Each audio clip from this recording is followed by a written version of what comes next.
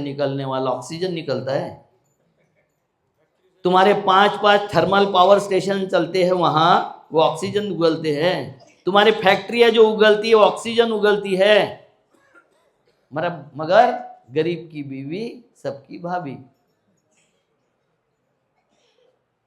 जैसे ही कोई गरीब दिख जाए, कॉलर उसी का पकड़ते ही यही चोर होगा। अबे वो तो चोरी रोटी की करेगा, 5-50 हजार की कर लेगा, बाकी तो व्यवस्था यही है। व्यवस्था के जिस स्रोत पर जो बैठा हुआ है, उत्पादन के स्रोत पर, संसाधनों के स्रोत पर, पानी के स्रोत पर, जंगल के स्रोत पर जो बैठा हुआ है, वो लूट रहा है। तो ऐसे लोग उस स्रोत पर बैठे, ऐसे लोगों का वहां कब्जा हो जाए, ऐसे लोग वहां तक पहुंचे, ये समाज की जिम्मेवारी है। कल तक का गुंडा आज जिता दिया, वो साधु हो जाएगा? हो जाएगा? मुझे नहीं पता। हमको पता है साधु, संत और सन्यासी की व्याख्या पता है हमको। किसी को कौन साधु, कौन सन्यासी, कौन संत पता है? व्याख्या वो होगी जो सर्वमान्य होगी। व्याख्या वो होगी जो मुझे भी मान्य है, आपको भी मान्य है, और दुनिया के जितने लोग हैं सब मान ले, उसको बोलोगे व्याख्या। नहीं तो अपने अपने समझ है अपनी, तो हमें नहीं समझ में आता है। इसलिए हम तुकाराम महाराज को भी संत बोलते हैं, तुलसीदास को भी संत बोलते हैं, कबीर को भी संत बोलते हैं, और आसाराम को भी संत ही बोलते हैं। कितने मूर्ख हैं हम, हमें नहीं समझ में आया। व्यवस्था की ये समझ अगर नहीं होगी तो चोर को आप साहूकार बना रहे हो, लुटेरों को आप साधु बना रहे हो। क्या बना रहे हो, किसको क्या बना रहे हो? बनाता कौन है इनको? हम। पब्लिक बोल के आप छूट मत जाना। हाँ, हम जैसे ही दूसरे की तरफ वो उन्होंने बनाया, मैं तो बेल आउट हो गया, मैं सबसे ज्यादा होशियार, बाकी सब मूर्ख ना। कौन बनाता है उनको? हम बनाते। तो हम बनाते तो हम सोच के बनाते हैं। भीड़ में गए और बाढ़ में गए। भीड़ जहां चलने लग जाती है, हम चलने लग जाते हैं। हमने कभी समझा? देखो, किसी व्यक्ति को आपने बोला कि बीमार है, अब मैं पूछता हूं कि कोई आदमी स्वस्थ है, आप क्या बताते हो? किसको बताओगे? स्वस्थ की व्याख्या क्या है आपके पास? जो बीमार नहीं है। अरे साला, बीमारी से व्याख्या करोगे स्वस्थ की?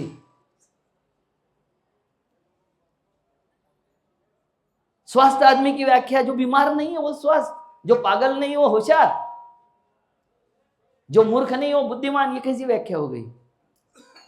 यही व्याख्या करते रहे हम।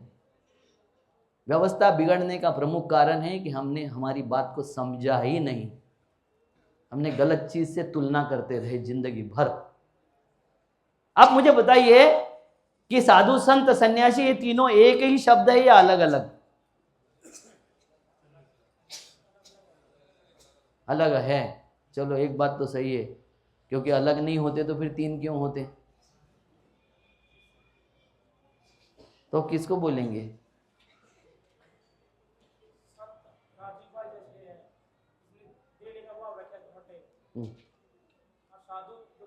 आपके पड़ोस वाले से पूछ लेना कि आपने जो बोला वो व्याख्या उसको मान्य है क्या। हाँ, तो मैं जो व्याख्या बता रहा हूं वो आपको सबको मान्य अगर होती है तो ताली बजा देना, ठीक है? तीनों शब्द स से शुरू होते हैं। किससे? स ये षड धातु, षड रिपु, इसको प्रेजेंट करता है। षड रिपु में आता है काम, क्रोध, मद, मोह, मत्सर और दंभ। ये षड विकार है, 6 विकार। ये 6 विकार जिस व्यक्ति में हो गए, वो कोई भी आदमी हो, उसका पतन होता है। क्या होता है? पतन, मतलब नाश होता है, समाप्त हो जाता है। यह षड रिपु का जिस व्यक्तित्व में अंत हो गया, वो संत।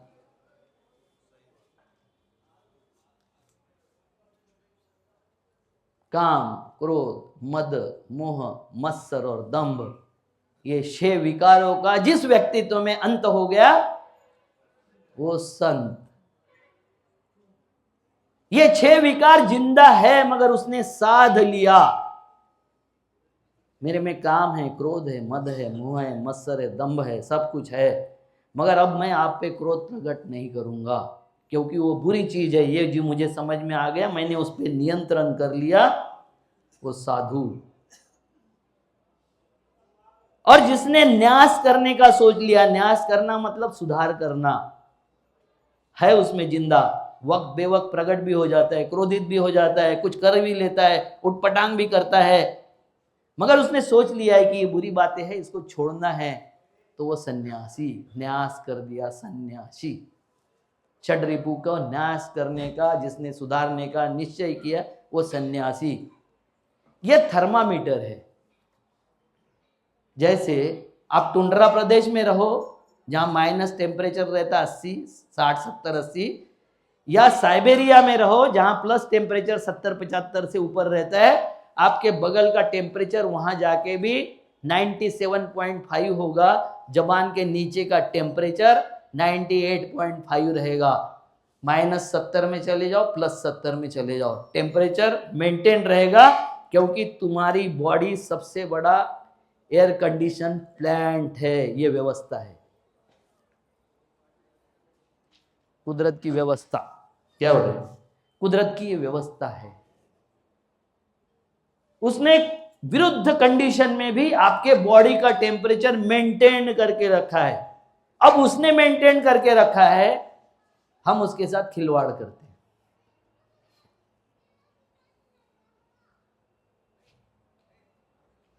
+80 में भी जानवर जिंदा है, -80 में भी जानवर जिंदा है, हम भी जिंदा है, इंसान भी जिंदा है। व्यवस्था अलग अलग है सबकी, व्यवस्था उन्होंने बना लिया है ना। उसका एयर कंडीशनिंग हो गया है, बॉडी कंडीशनिंग हो गया है, वहां कैसे जीना है, इधर कैसे जीना है वो पता है, उसके अनुसार उसने ढाल लिया है खुद को। ये व्यवस्था है। कितनी सुंदर शानदार व्यवस्था दिया है प्रकृति ने हमको। इससे शानदार कुछ हो सकता है? आपने देखा होगा कि हिमालय के जितने पशु हो गए, बड़े बड़े बाल होते हैं, ये राजस्थान में हो सकते हैं बाल? अगर हुआ तो मर जाएगा साला वो कुत्ता।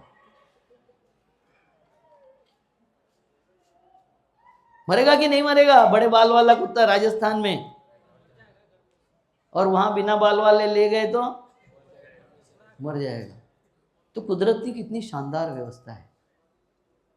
उस व्यवस्था को समझना, उस व्यवस्था में जीना और व्यवस्था के साथ रहना, इसको बोलते सहजीवन, और इसी को बोलते हैं समझना और जनता की सरकार बनाना।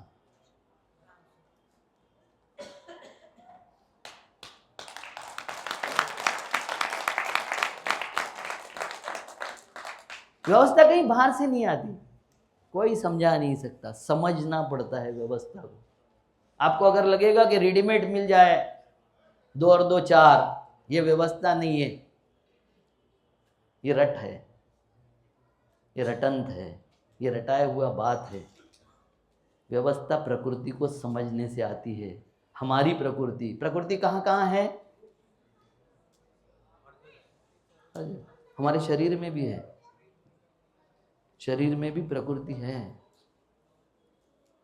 वैक्सीन नहीं लगाते तब भी जिंदा रहता ही है अविनाश काकड़े। मुझे 2 बार कोरोना हुआ, कोई मेडिसिन नहीं लिया, वैक्सीन की एक भी ये नहीं लिया मैंने, मेरे परिवार ने, मैंने हजारों लोगों को लेने नहीं दिया।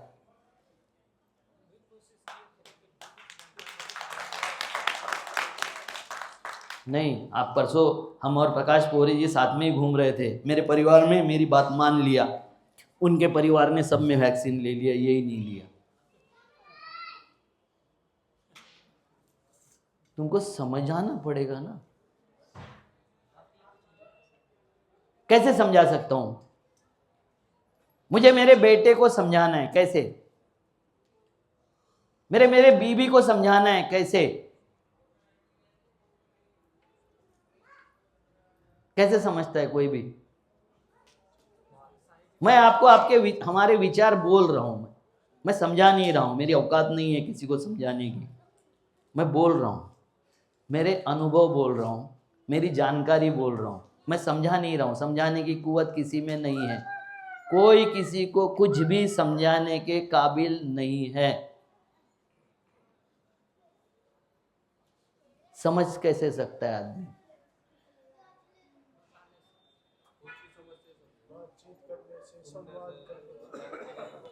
पहले तो अनुभव से समझता है, दूसरा दूसरे के अनुभव से समझता है, तीसरा पंचेंद्रियों से समझता है, 5 ज्ञानेंद्रिय और 5 कर्मेंद्रियों से समझता है। और जब अपन खुद के पंचेंद्रिय और ज्ञानेंद्रिय और कर्मेंद्रियों से समझते हैं, वो ज्ञान पुख्ता होता है। एक बार तुम समझ गए, उसको बोलते प्राणों से समझना। आपने देखा होगा कि बच्चा जब पढ़ाई नहीं करता ढंग से तो माँ उसको कहती है ध्यान लगा के पढ़। क्या बोल रही है माँ? वो तो पढ़ ही रहा है ना। ध्यान लगा के पढ़ का मतलब क्या है?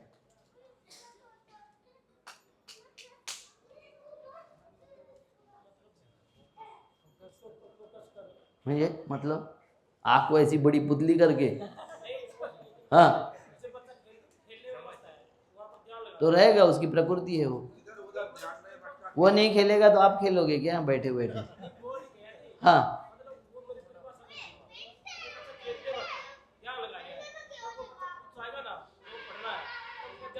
मतलब क्या? मतलब क्या? मैं यही तो पूछा, आप विस्तार बताते हो, मैंने पूछा गेहूं, आप बता रहे हो चना, और फिर भी क्या बता रहे हो कि चने के साथ जिसको खाते हैं उसको रोटी बोलते हैं, और फिर रोटी गेहूं से बनती है। मैंने ये पूछा था, क्या पूछा था मैंने? क्या पूछा था?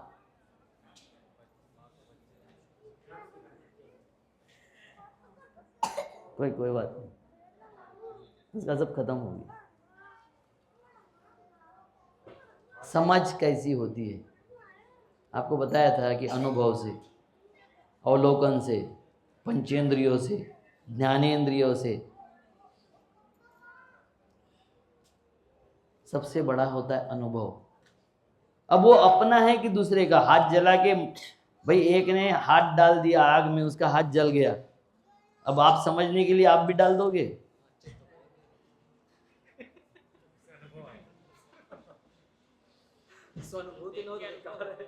एक किसान ने जहर खा लिया, फांसी लगा लिया, आप भी खा लो, अनुभव लेना है। ध्यान लगा के पढ़ का मतलब होता है कि पांचों इंद्रियों को कंसंट्रेट कर, पांचों ज्ञानेंद्रियों को कंसंट्रेट कर। खाली आंखों से मत पढ़, आंखों के सामने चलते रहता है दिमाग, दूसरा ही पिक्चर चलते रहता है दिमाग में। घर में होता है ना, बीबी कुछ बोलते रहती है, हमारे दिमाग में कुछ रहता है, ये कान से घुसता है, ये कान से निकल जाता है, ये कान में घुसता ही नहीं। वो बोलते क्या बताया नहीं कुछ, ये बोलता क्या बोला। मैं पहले दिन बोला था कि कान बंद हो गए, ये समझ में ही नहीं आता है। कान ऐसा अकेला इंद्रिय है जो बंद है कि चालू, दूसरे को समझ में नहीं आता है। अब मुझे नहीं पता यहाँ कितने लोग सुन रहे हैं, कितने लोग सुनने की बात कर रहे हैं, कितने लोग ट्रांस में पहुंच गए, अपनी घर की याद कर रहे हैं कि हाँ ऐसा हुआ था, वैसा हुआ था, इस तरीके से हुआ था, व्यवस्था में पहुंच गए। यहां नहीं है वो। तो व्यवस्था को समझना होगा तो स्वयं को समझना पड़ेगा, हमारी स्वयं की शरीर की व्यवस्था। शरीर की व्यवस्था से ही ब्रह्मांड की व्यवस्था तक जाता है। अभी अंदर बैठे हुआ था मैं, तो हमारे यहाँ एक कहावत थी, एक श्लोक है, लख 84 योनि गिर के औचित नर्तन पाया, 4 दिन गए सटर फटर में फिर 84 आया। अब 84 नहीं है, 87 हो गए, क्योंकि ब्रह्मांड जितना विस्तारित होते जा रहा है उतना हमारे सेल्स भी विस्तारित हो रहे जा रहे हैं, उतनी जीव सृष्टि भी विस्तारित होते जा रही है। इस उम्र में शायद हमको अंडरवेयर पहनने का भी सलूका नहीं था। इनके हाथ में मोबाइल दे दो तो आपको ये समझा देंगे, ये बटन दबा, क्या है।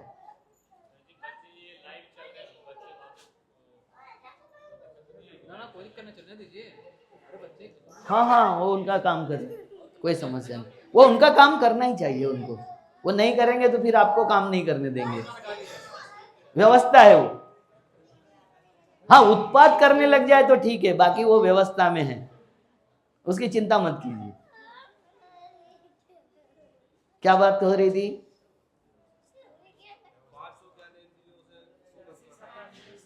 उसके आगे बढ़ गए थे हम।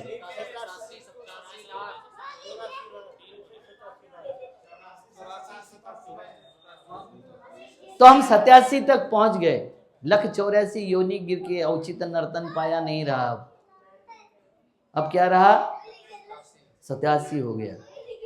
और ये 87 लाख योनियां क्यों बढ़ रही है? हमारी समझ के साथ सब कुछ ब्रह्मांड बढ़ रहा है, ब्रह्मांड विस्तारित हो रहा है,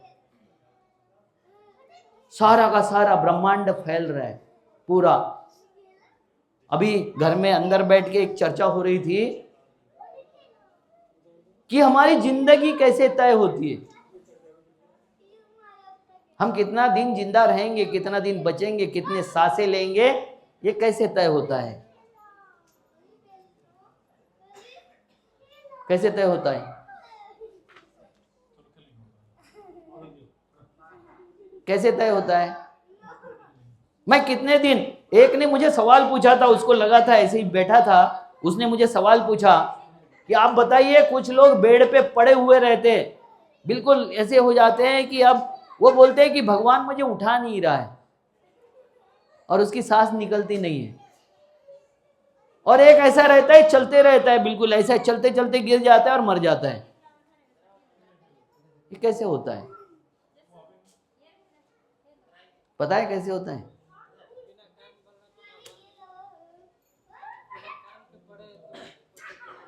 बिना काम के पड़ा है तो उसको भगवान नहीं उठा रहा है, वो पड़ा है, उसको बेड सोर हो जाते, बेड सोर, पीछे से सड़ जाता है वो पूरा, उसकी ट्रीटमेंट नहीं हो सकती। उसके परिवार वाले उसको गद्दी पे नहीं रखते, प्लास्टिक बिछा देते हैं, क्योंकि वो उसी में पेशाब और टट्टी कर रहा है, और उसके प्राण नहीं निकल रहे।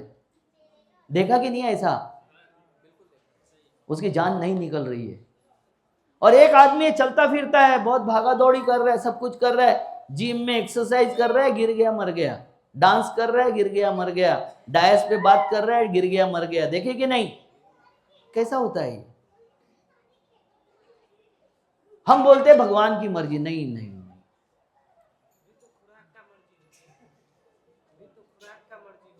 किसका? खुराक, ठीक है, खुराक भी हम नहीं दिए है, भगवान ने नहीं दिया है, हम नहीं दिए है। ये देखो, जब मैं मां के पेट में था तो 4 महीने का जब था, उसको बोलते हैं स्पंदन करने वाला आद्य गोला, मांस का लोथड़ा था 4 महीने तक। क्या था? 4 महीने तक मांस का गोला था। उस वक्त अगर उसको अबॉर्ट कर देते, गर्भपात करवा देते हैं, वो मेडिकली क्राइम नहीं है, संवैधानिक क्राइम नहीं है, सोशली क्राइम नहीं है। मगर जैसे ही 4 महीने 5 दिन 7 दिन 8 दिन हो गए, अब अगर गिराना है, मेडिकली क्राइम है, सोशली क्राइम है, संवैधानिक क्राइम है, भ्रूण हत्या होती है। क्या हो गया? 2 4 5 दिन में चमत्कार क्या हो गया?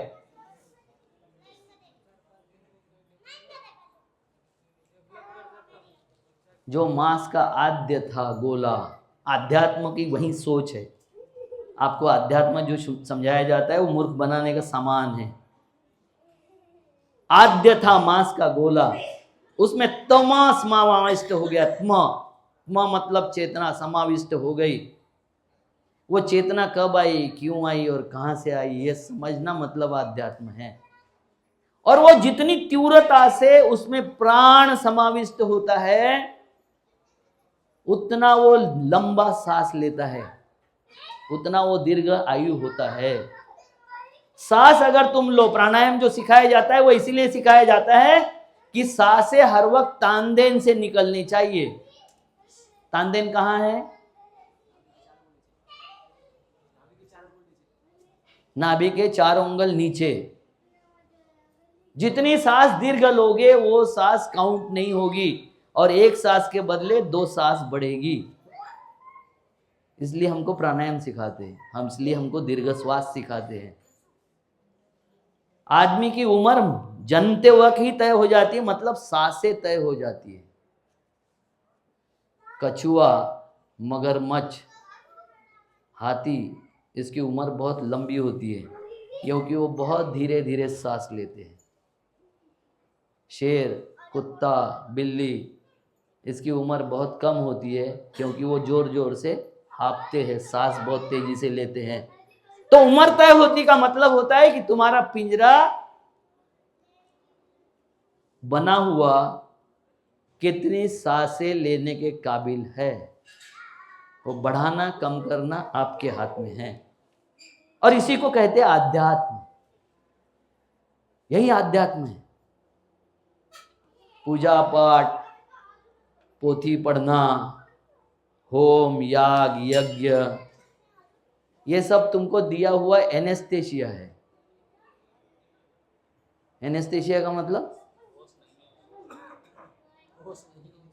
बेहोशी की दवा है।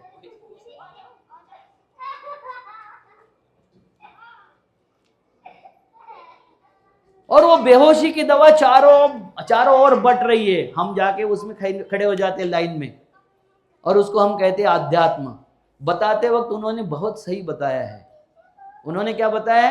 आध्यात्म का सफर अंदर होता है, खुद का मार्ग खुद को ढूंढना पड़ता है, दूसरे के मार्ग से हम वहां नहीं पहुंच सकते, खुद की खोज खुद को करनी पड़ती है। मगर उन्होंने ये नहीं बताया कि किडनी में होती है, बोन में होती है, ब्लड में होती है, हार्ट में होती है, कहाँ होती है खोज। अगर ये बता दे तो धंधा बंद, ये बता दे तो कर्मकांड का धंधा बंद हो जाएगा। रास्ता कोई नहीं बताता, तो मैं बता रहा हूं रास्ता यह है कि खुद को खोजो।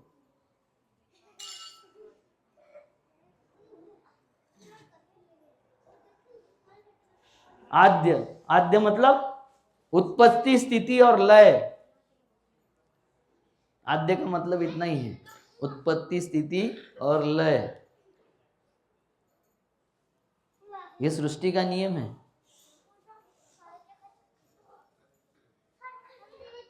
नेचर को समझना है ना, व्यवस्था, नेचर की व्यवस्था को समझना है। ये व्यवस्था है, हर चीज की उत्पत्ति होती है, स्थिति होती है और लय हो जाता है। हर चीज का आरंभ होता है, मध्य होता है और अंत हो जाता है। ये 3 अवस्था से सब गुजरेंगे, चंद्रमा भी, पृथ्वी भी, सूरज भी, ब्रह्मांड भी, सब कुछ इसमें से गुजरेगी। हर एक की लाइफ अलग अलग होगी मगर सब इसमें से गुजरेंगे। ये समझना मतलब व्यवस्था समझना है। हमारी शरीर व्यवस्था से लेके ब्रह्मांड की व्यवस्था सब एक है। इसीलिए रास्ते पे कुत्ता मर जाता है तो हमें दुख होता है, अमेरिका में विस्फोट होता है तो हमें दुख होता है, कहीं सुनामी आती है तो हमें दुख होता है। इसीलिए होता है, ये कनेक्टिविटी है सब। मैंने कल राम बोलते वक्त आपको बोला था कि एक राम दशरथ का बेटा, एक राम घट घट में बैठा। राम उस चेतना का नाम है जो आपको चलायमान रखती है। उस चेतना को बोलते हैं कि घट घट में बैठा, वो चेतना, उसको हमने नाम दिया। नाम कुछ भी दे दो, मुसलमान अलग नाम से पहचानेंगे, हिंदू अलग नाम से पहचानेंगे, सिख अलग नाम से पहचानेंगे। नाम से कुछ नहीं बिगड़ता है। मेरा नाम अविनाश नहीं होता, अब्राहम होता, क्या बिगड़ता? मैं तो वही हूँ, नाम से कुछ नहीं। मगर आप नाम के साथ में जब खेलने लग जाते हैं तो हम बांट रहे हैं, हम विभाजन कर रहे हैं सब। तो फिर वो उत्पत्ति, स्थिति और लय, आरंभ, मध्य और अंत, ये पहला शब्द है। वो आध्यात्म का पहला शब्द है कि ये नेचर का ये नियम समझना। जैसे एक राम दशरथ का बेटा, एक राम घट घट में बैठा, एक राम सकल पसारा। सब जितना चैतन्यमय दिखता है हमको, उसको भी हमने राम कहा है। ये व्यवस्था है। व्यवस्था को हमने नाम दिया है। किसी संस्कृति ने दूसरा नाम दिया होगा, हमारी संस्कृति ने उसका नाम दिया, मगर ये नहीं समझाया तो राम के नाम से मैं आपको ठग सकता हूं। मेरा काम इतना ही है कि जहां जहां ठगी हो रही है उसको उघाड़ के बताए, उसको खोल के बताए।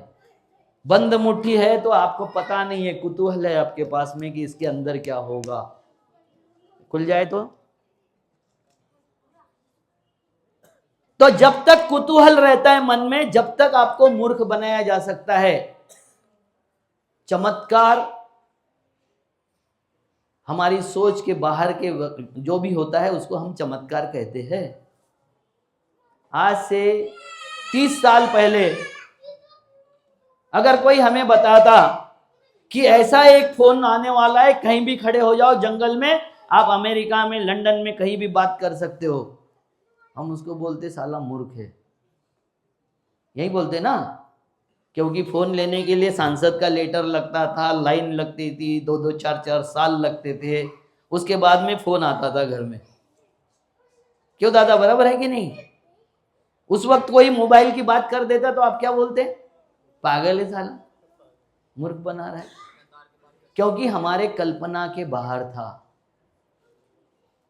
ये जो कल्पना के बाहर है, घट घट में बैठा और उसके बाद में सकल पसारा, इसको अगर समझ में आ जाए कि झाड़ में भी चेतना है, पेड़ में भी चेतना है, तुम में भी है, मुझ में भी है, बच्चे में भी है, ये समझ में आ जाए तो हम चेतना से बात करना शुरू कर देंगे।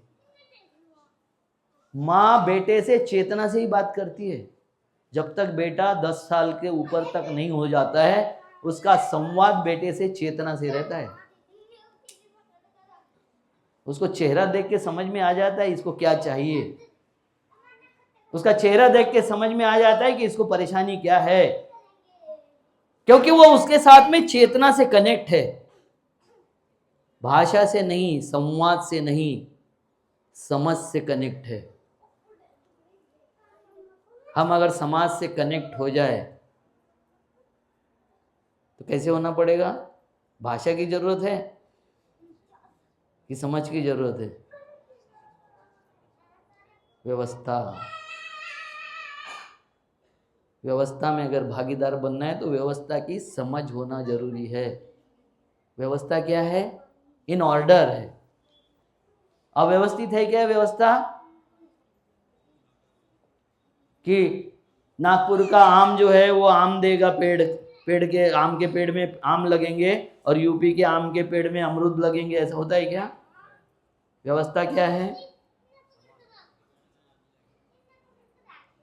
पानी का तासीर, हवा का तासीर अलग हो सकता है, मिठास अलग हो सकती है, साइज अलग हो सकता है, मगर आम के पेड़ को आम ही लगेगा। व्यवस्था है। और उसके जो गुण हैं, उस पेड़ के गुण हैं, कहां निहित है? गुठली में। सारा आम का पेड़ कहां था? गुठली में। सारी समाज की अव्यवस्था का जड़ कहां थी? गुठली में। गुठली क्या है? सोच। और सोच से हमने जो भस्मासुर पैदा कर दिया, जो गलत लोग पैदा कर दिया, गलत लोगों को गलत उद्देश्य से हमने तैयार कर दिया, अव्यवस्था हो गई तो चिल्लाना किस पे चाहिए? बच्चा बिगड़ गया तो टीवी की गलती है, और टीवी बिगड़ गया तो वेरी गुड।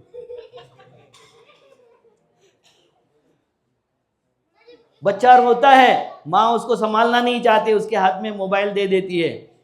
अब बच्चा बिगड़ गया तो मोबाइल की गलती, साला मोबाइल देखता है ना इसलिए बिगड़ गया, और मोबाइल बिगड़ गया तो बच्चे की गलती। व्यवस्था। बच्चा बीमार पैदा हो रहा है क्योंकि उस वक्त उसको जो पौष्टिक अनाज चाहिए, पौष्टिक धान्य चाहिए, या हमारे फूड हैबिट्स में होना चाहिए। मेरी माँ ने, मुझे नहीं लगता है कि कभी इंस्टेंट बाजार का फूड लाके दिया होगा, नहीं लगता है, मैंने याद भी नहीं है मुझे। अभी तो उसको पैसे दे के बोलते मैगी ले आ, खा लेना, क्योंकि व्यस्त है, मोबाइल में व्यस्त है, रील में व्यस्त है, काम में व्यस्त है, फोन में व्यस्त है, हम सब व्यस्त है। वो भी व्यस्त हो जाता है। फिर बुढ़ापे में माँ बाप, मैंने ऐसे देखा हूं कि बेटे से बात के लिए तरसते हैं। व्यवस्था है, यही व्यवस्था है सर, उसे बाहर नहीं है कुछ व्यवस्था, यही सब व्यवस्था है। उस अव्यवस्था के तरफ हम जितने नेचर, मैं एक उदाहरण बताता हूं आपको। हमारे यहाँ एक यात्रा होती है नागद्वार की, ये इधर ही है छिंदवाड़ा डिस्ट्रिक्ट में, बहुत कठिन है, कभी जाना नहीं चाहिए। पहाड़ चढ़ते जाओ, उतर जाओ, गंदगी, बारिश में यात्रा होती है, खाने की व्यवस्था नहीं, किसी चीज़ की व्यवस्था नहीं रहती ठीक से, मगर लाखों लोग जाते हैं। अब यात्रा क्यों शुरू हुई थी, कैसे शुरू हुई थी, उसकी बाद में चर्चा करेंगे। मगर उस यात्रा में जब जाते हैं तो आपका सामान ढोने के लिए वहां का आदिवासी सामने आता है, वो आपसे 100-200 रुपए में तय कर लेता है कि 300 रुपए देना, 200 रुपए देना, 500 रुपए देना, ये सामान लेके चलेंगे साथ में। और वो सामान ले लेता है, उसका ना नाम आपको पता है, ना उसको पहचान सकते हो आप, क्योंकि एक बार देखा है आपने, पहचान भी नहीं सकते चेहरा, ना बिल्ला है, ना शासन की कोई व्यवस्था है। मगर आप 3 दिन घूम के जब चले जाते हो तो वह ऐसे रास्ते से वहां पहुंच जाता है और वहां 6-6 घंटे आपकी राह देखता है, ये आएगा, इससे 300 रुपये लेंगे और मेरा 300 रुपया मेरा और सामान तेरा। अब यहीं आप सोच के देखो कि शहर के रेलवे प्लेटफॉर्म पर आप खड़े हो,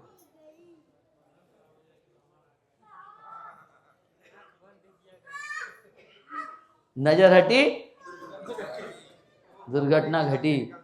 जितना शहर के पास में, जितना सिविलाइजेशन के पास में पहुंचोगे उतना अव्यवस्थित होते जाते हो, और जितना जंगल के पास पहुंचोगे उतना व्यवस्थित होते जाते हो, क्योंकि गांवों ने अपनी व्यवस्था अभी भी कायम रखी है।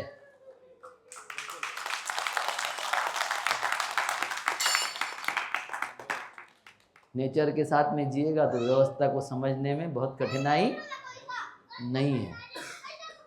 अगर इस देश में कोई व्यवस्था ला सकता है वो गांव का ही आदमी ला सकता है, शहर के उल्लू तो नहीं ला सकते, जो रात भर जागते दिन भर सोते हैं, उल्लू ही है, इससे ज्यादा कोई औकात नहीं है हमारी। अरे हमारी तो औकात हमने ये कर दी है कि हमारा बेटा हमको एटीएम कार्ड समझता है और अपनी माँ को लॉजिंग बोर्डिंग समझता है। उसकी लॉजिंग बोर्डिंग आ जाती है तो माँ को भूल जाता है, उसका एटीएम कार्ड आ जाता है तो बाप को भूल जाता है। ये व्यवस्था किसने निर्माण किया? हमारे नांदेड़ का किस्सा है। नांदेड़ यहीं से बहुत नज़दीक है, ज़्यादा दूर नहीं है, 400 किलोमीटर दूर है। 2 एमडी डॉक्टर, मियाँ बीवी दोनों एमडी, एक सर्जन, एक फिजिशियन और मेडिसिन की एमडी, दोनों मियाँ बीवी। दोनों के बच्चे अमेरिका में बस गए, एक यूरोप में बसा, एक अमेरिका में। दोनों डॉक्टर, एक इंजीनियर एक डॉक्टर। माँ बीमार पड़ गई, 6 महीने बीमार रही। बाप रेगुलर फोन करते रहा, उनको बताते रहा, फोटो भेजते रहा कि कितनी बीमार है, किस तरीके से बीमार है। दोनों नहीं आए, समय नहीं निकाला, माँ मर गई। मैसेज उन्होंने सुन लिया, कब आ रहे करके बाप ने फोन करना शुरू कर दिया। दोनों ने फोन उठाना बंद कर दिया, दोनों ने बाप का फोन नहीं उठाया। बाप ने घर की रिवॉल्वर निकाला, बंदूक ताना कनपट्टी पे और खुद भी मर गया। दोनों की प्रेत यात्रा एक ही समय पे निकली। उसने विल लिख के रखा है, सालों को 1 रुपया मत देना, मेरी जिंदगी फेल हो गई है। व्यवस्था हाँ हाँ, यही है। हमारे पीछे एक रहता है देश पांडे जी, कोरोना में उसका बाप मर गया, चिमटे से नहीं छुआ था उन्होंने, चिमटे से। उसको जैसे ही कोरोना हो गया नीचे के रूम में रख दिया, कॉर्पोरेशन को फोन कर दिया, कॉर्पोरेशन कुत्ते उठा के ले जाते वैसे बाप को उठा के ले गए। मर गया तो मैसेज दिया, उन्होंने बोला उधर ही जला देना, हम तो नागपुर में है, माँ भी बीमार है, कोई हाथ नहीं लगाएगा। मरा। और कोरोना खुलने के बाद प्रॉपर्टी के लिए एक दूसरे के खून के पैसे हो गए। व्यवस्था,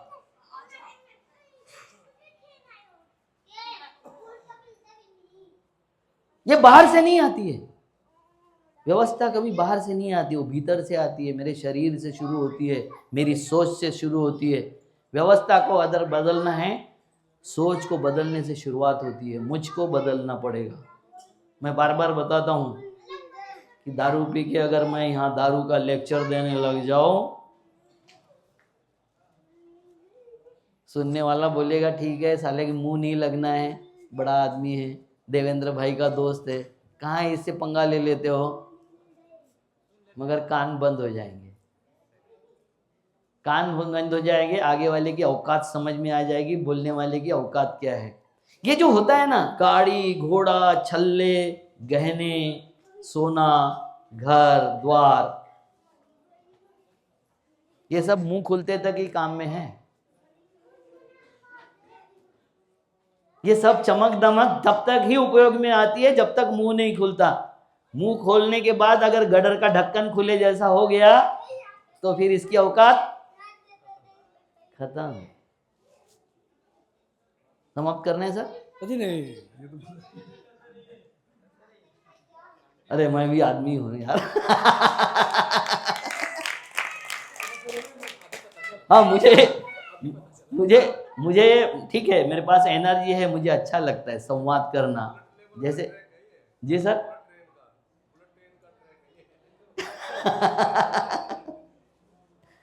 तो इसको समझना कैसे? आपको पता है कैंसर कभी दूर के गांव में होता था,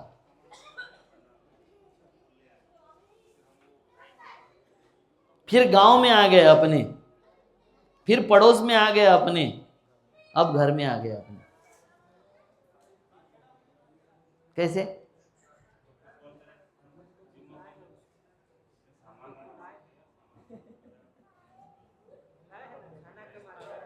अच्छा, कैंसर बीमारी है क्या? बीपी, शुगर, कोलेस्ट्रॉल, कैंसर ये बीमारी है क्या? क्या है ये? डिसऑर्डर है। ये बीमारियां नहीं है, ये डिसऑर्डर है, इसलिए ये सुधरती भी नहीं है।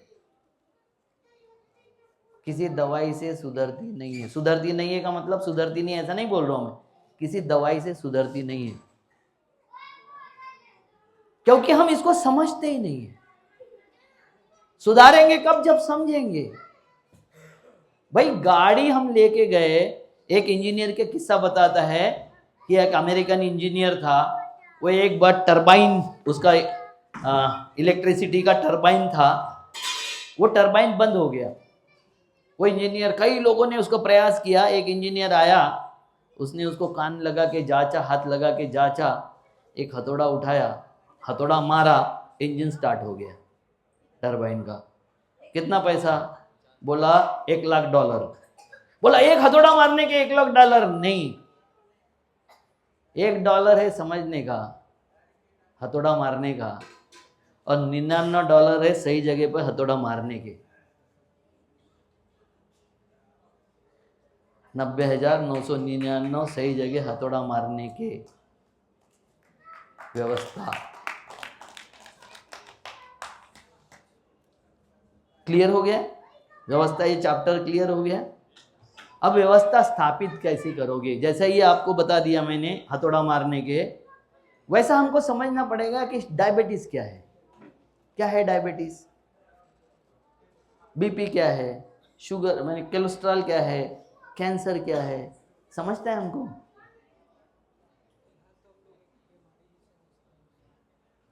चलो डॉक्टर के पास में, लगाओ इंजेक्शन, वो अपना काम कर देता है, जल्दी मार देता है।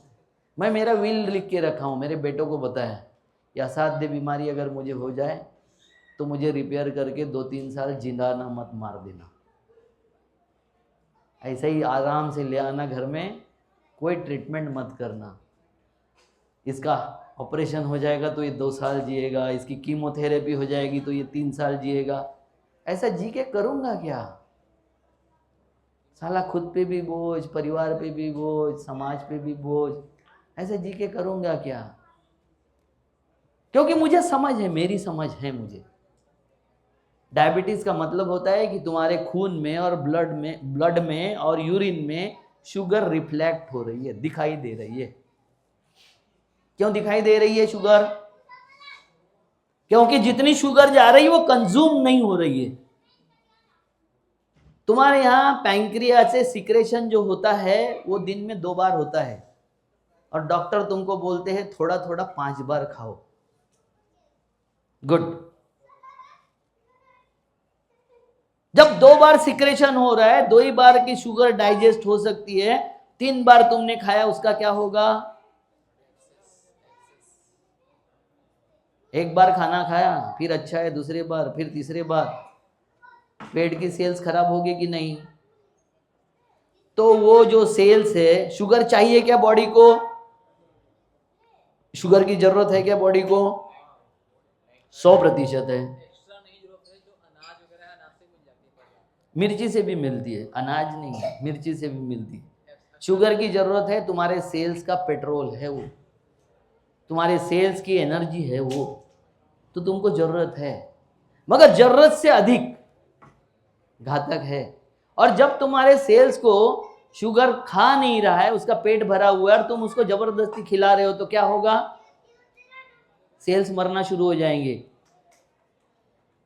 ये जो ब्लड, इसकी शुगर की दवा है, वो जबरदस्ती बोलती है कि शुगर यूरिन में नहीं दिखना चाहिए, ब्लड में नहीं दिखना चाहिए, तो शुगर को जबरदस्ती तुम्हारे सेल्स को खिलाने का प्रयास किया जाता है, और उसके कारण, इनडाइजेशन के कारण तुम्हारे सेल्स मरते जाते हैं। इसलिए फिर डायबिटीज हुआ कि आँख खराब हो जाती है, किडनी खराब हो जाती है, तुम्हारे ऑर्गन खराब होते हैं, वो ऑर्गन तुम खराब कर रहे हो। ये समझना मतलब व्यवस्था।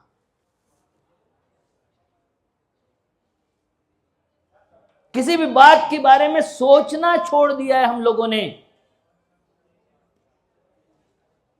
बेटा हम पैदा करते और सोचते नहीं नाम क्या रखा जाए।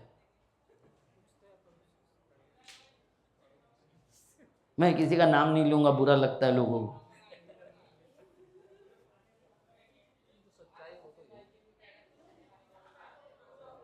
ये जो है, ये जो मामला है, जैसे कोलेस्ट्रॉल है, कोलेस्ट्रॉल का मतलब होता है तुम्हारी वेसल्स में ऐसा चिकट पदार्थ, ऐसा लिचपीचा पदार्थ इकट्ठा हो रहा है जिससे ब्लड बहने में कठिनाई हो रही है, हार्ट को ज़्यादा प्रेशर से पंप करना पड़ रहा है।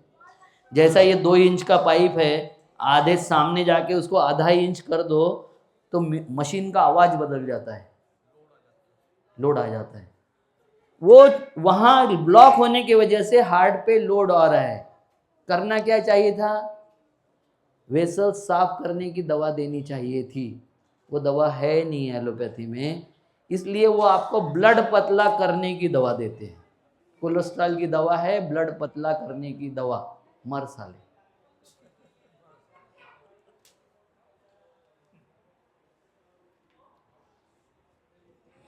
मतलब आपके एक डॉक्टर के पास में गया, मेरा एक दोस्त, वो बोला कि 6 महीने हो गए साली खांसी सुधर ही नहीं रही है, डॉक्टर बोगस है, बोले बदलना पड़ता है। मौला जाके डॉक्टर को बोल दे कि तेरे से 6 महीने से खांसी नहीं सुधर रही, तू डॉक्टर है कि हजाम है? सॉरी, हजाम का भी मैं अपमान नहीं करना चाहता हूँ।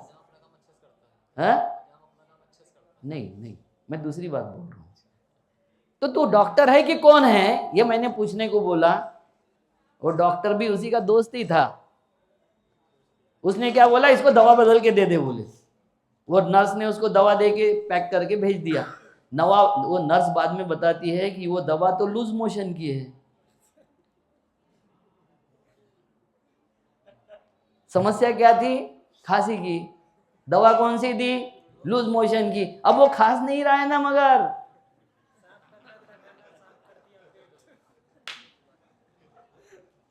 क्योंकि खांसेगा तो साले का पेट पीला हो जाएगा। सरकार भी आपके साथ यही कर रही है। आप कुछ अलग मांग रहे, वो कुछ अलग दे रहे। आप कुछ अलग चिल्ला रहे हो, वो अलग कुछ बोल रहे। आप बोल रहे स्कूल, वो बोल रहे SIR। सबको दे दिए जुलाब की दवा, पियो।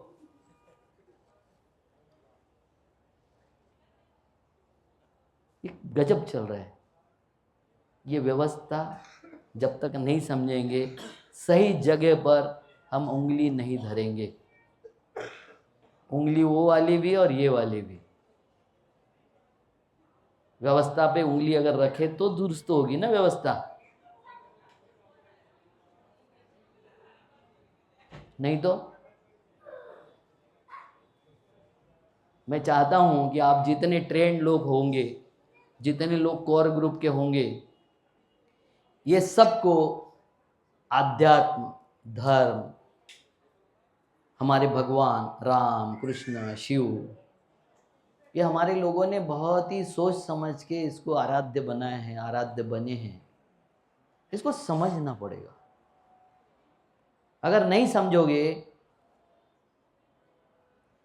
तो फिर कोई ना कोई उसका धंधा बना लेगा। आज धर्म नहीं है, धंधा हो गया है। हर तरीके से धर्म का धंधा हो गया है। जो हमारी मानसिक उन्नति के लिए, भावनिक उन्नति के लिए, हमारे बल के लिए, आत्मबल के लिए जरूरी था धर्म, अब हमारे नफरत के लिए धर्म उपयोग होने लग गया। धर्म का उपयोग कभी नफरत नहीं हो सकता। जो उसका उपयोग नफरत के लिए कर रहा है, हम राम को, राम सर्वव्यापी है, अखंड है, अनंत है, सर्वव्यापी है, उसको मस्जिद में ढूंढने की जरूरत है क्या? दरगाह में ढूंढने की जरूरत है क्या? हमारे बच्चे ढूंढ रहे हैं और समाज शांत देख रहा है, तमाशा देख रहा है। शांत रह के तमाशा देखा जा रहा है। कोई बोलने को तैयार नहीं, क्योंकि उनसे भयभीत है। किस लिए भयभीत है? मार देगा, अपमान कर देगा, आके घर में तोड़फोड़ कर देगा। बच्चे किसके हैं? उनके नहीं हैं। जो नफरत फैला रहे उनके बच्चे नहीं हैं, बच्चे हमारे हैं।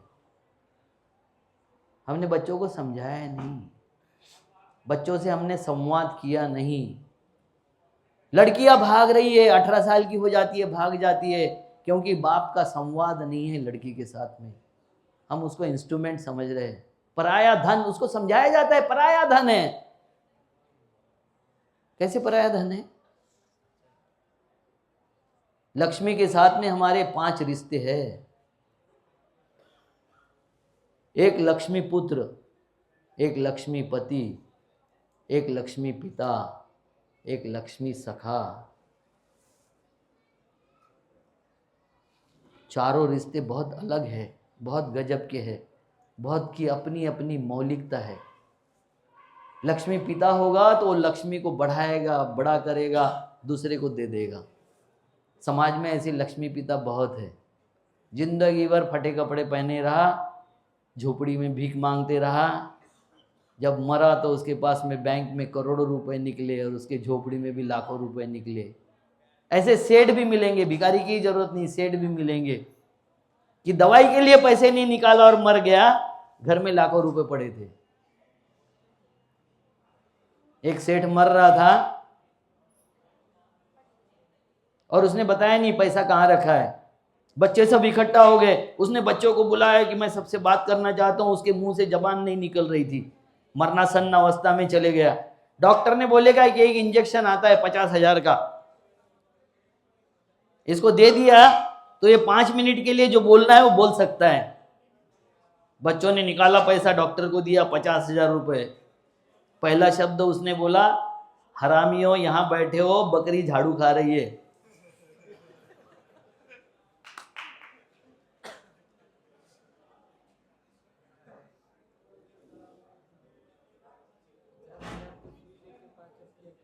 लक्ष्मी पिता, लक्ष्मी पुत्र, मां से उतना ही ले सकता है, जितना जरूरत है, जितना उसको कन्विंस कर दो उतना ही ले सकते हो। लक्ष्मीपति सब कुछ तुम्हारा है, सब कुछ तुम्हारा है, उसके पास जो कुछ है सब तुम्हारा है, वो लक्ष्मीपति है। और लक्ष्मी सखा दोस्त है उसका, दोस्ती से जो ले लो।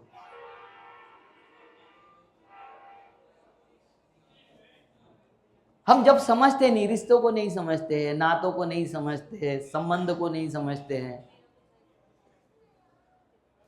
संबोधन संबंध से आने चाहिए। हमारे संबोधन बिना सोचे समझे आ जाते हैं। भाई बोलने से कोई भाई नहीं होता है, समझ से संबोधन आने चाहिए। हमारी समझ ही नहीं है। ये सारी चीज़ों को विस्तार से समझने की ज़रूरत है। अगर तुम उस दिशा में जा रहे हो, समाज को उन्नत करने की दिशा में जा रहे हो, तो हमको भी एक चीज़ ध्यान में रख के चलना कि भौतिक वस्तुओं से भावनिक समाधान नहीं होते और भावनिक वस्तुओं से, भावनिक बातों से भौतिक समाधान नहीं हो सकते। दोनों चीज़ें अलग है। हमें क्या चाहिए, कैसा चाहिए, किस वक्त कैसे मिलेगा, इसकी समझ तुम्हारी विकसित हो गई तो तुम व्यवस्था में जीना सीख जाओगे। और तुम व्यवस्था में जिए, दूसरे किसी की औकात नहीं है कि तुमको अव्यवस्थित कर दे, किसी की औकात नहीं। और तुम्हारे जैसे अगर 50 हो गए, वहां कोई सुई भी नहीं डाल सकता। डाल सकता है? क्योंकि तुमको व्यवस्था समझ में आ गई, कोई कुछ नहीं कर सकेगा। अव्यवस्थित तुमको नहीं कर सकेगा, और अव्यवस्थित नहीं करेगा तो तुम पे शासन नहीं हो सकता। अनुशासित लोगों पर शासन नहीं होता।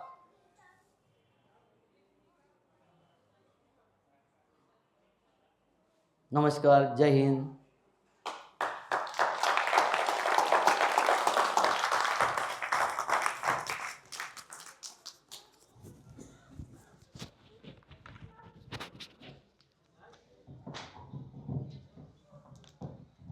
बहुत बहुत धन्यवाद। अविनाश काकड़े जी ने हमको